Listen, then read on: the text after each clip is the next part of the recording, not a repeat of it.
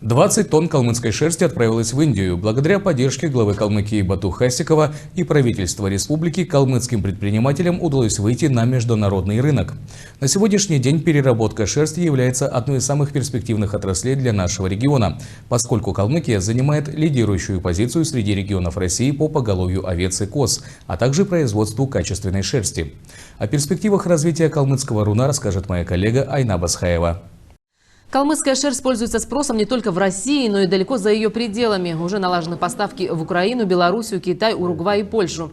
Из-за пандемии в прошлом году объемы поставок были снижены. Сейчас процесс постепенно налаживается, что сказывается и на цене.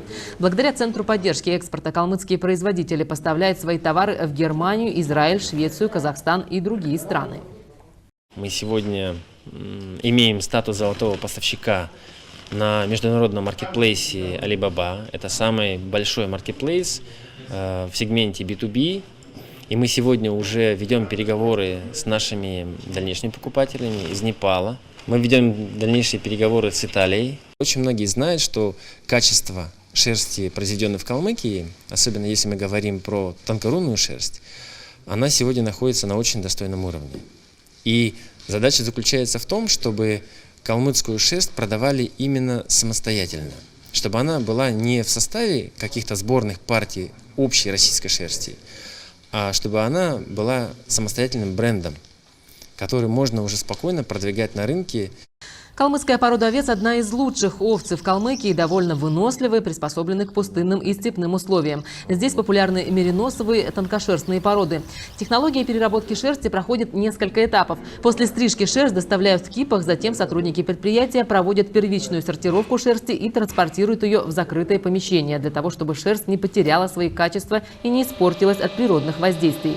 Стриженная, необработанная руно в кипах подается на участок, где ее классируют, то есть сортируют по видам и наименованию.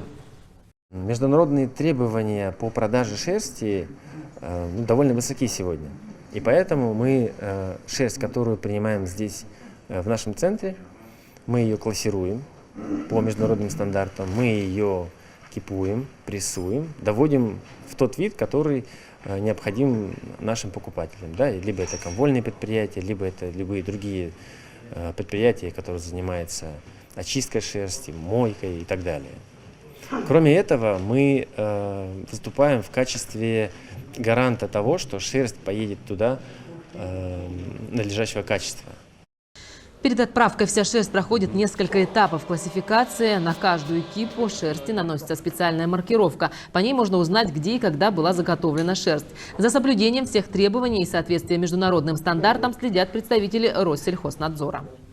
Непосредственно, чтобы начать поставки своей продукции на экспорт, предприятия должны пройти процедуру, которая называется аттестация. По итогам аттестации предприятие попадает в реестр экспортеров, то есть с правом поставки в третьи страны, либо в реестр Таможенного союза, это с правом поставки в страны Таможенного союза. Данное предприятие прошло эту процедуру летом, и сегодня они осуществляют, скажем так, первую экспортную поставку в Индию. Смотрим условия хранения шерсти, транспортное средство в каком состоянии, условия транспортировки, которые будут соблюдаться. Ну и непосредственно проверяем документы на данную продукцию. По результатам принимается решение, выписывается экспортный сертификат и его дальнейшая транспортировка к месту назначения. Будущее за калмыцким брендом шерсти. Калмыцкая шерсть высоко ценится по всему миру. Из нее изготавливают первоклассную экологически чистую одежду. Развитие этой отрасли станет мотивацией для калмыцких животноводов и в целом для экономического развития степного региона. Айна Басхаева, Светлана Аджиева, Ачир Бушаев. Информационная программа «День Республики».